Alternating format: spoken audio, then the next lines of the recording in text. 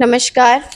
आज वाराणसी महिला व्यापार मंडल की शाखा युवा व्यापार मंडल और लक्सा व्यापार मंडल का गठन किया गया है और साथ में ही हमारे जनता की आवाज़ यूट्यूब चैनल का लॉन्चिंग भी हुआ है।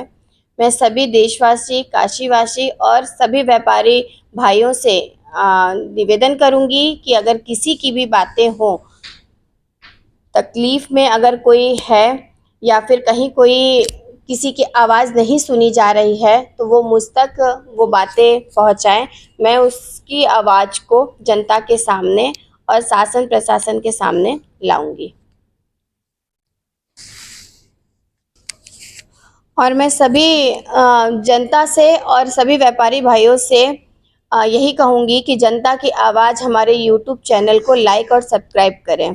जनता की आवाज़ चैनल पर मैंने महिपाल दास गुप्ता जी का एक देखा मैंने, तो मुझे बड़ा आश्चर्य हुआ कि ये व्यक्ति कई वर्षों से हर किसी के संग उनको कुछ पैसा का लोभन देकर उनकी प्रॉपर्टी में हाथ डालकर उनको फंसाने का काम करते हैं। बाद में उनको इतना तोड़ते हैं कि आप कम से कम हमको रेट में बेचिए। उनको मतलब प्रताड़ित करने का काम करते हैं कि आप हमको प्रॉपर्टी सस्ते में बेचिए, और नहीं तो आप पड़े रहिए इसी तरह, आप प्रॉपर्टी किसी को बेच नहीं पाएंगे। उनको डरवाते हैं और धमकाते हैं।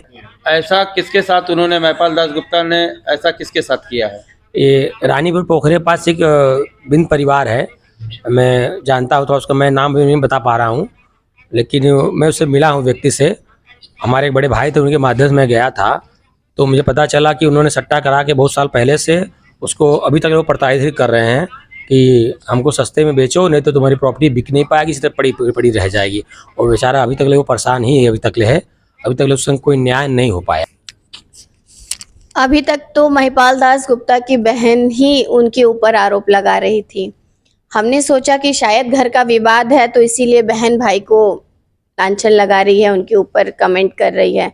लेकिन आज हमारे बीच में हमारी जनता हमारे मेंबर भी कुछ लोग हैं जो ये बता रहे हैं, लक्सा व्यापार मंडल के हमारे हैं ये लोग, और ये सभी लोग विनोद मौर्य जी हैं लक्सा से, और ये लक्सा व्यापार मंडल के सदस्य हैं। इनकी भी जुबानी आपने सुनी ली है कि महिपाल दास गुप्ता जी गरीब लोगों की प्रॉपर्टी हथियाने का काम ये पुराना है उनका। तो मैं विनोद जी के साथ जिसकी भी प्रॉपर्टी उन्होंने ऐसा कार्य किया है, हथियाया है, उसके साथ जाके मिलूंगी और शासन प्रशासन के साथ उसकी मदद करूंगी।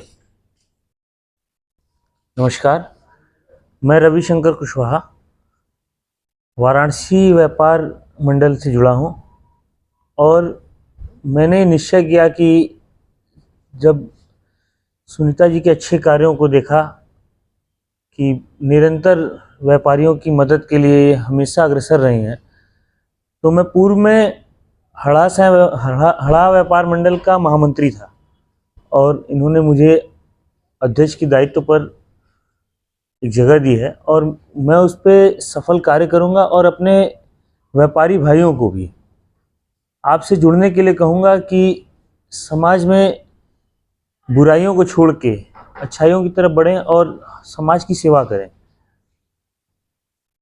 तो इसकी वजह से हम लोग ये प्रयासरत हैं कि व्यापारियों को कहीं जाना न पड़े, और सुनीता जी नेतृत्व कर रही हैं हम लोगों का, तो हम लोग इनके नेतृत्व में आगे व्यापार मंडल को आगे बढ़ाने का काम करेंगे।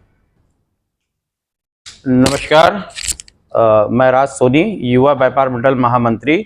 पहले तो मंच पे बैठे हुए माननीय अध्यक्ष श्रीमती सुनीता जी को प्रणाम, और युवा व्यापार मंडल के अध्यक्ष रविशंकर कुशवाहा जी को हार्दिक अभिनंदन, और नए अध्यक्ष नियुक्त हमारे गुलशन यादव जी हैं, उनको भी बहुत बहुत बधाई और हार्दिक शुभकामनाएं।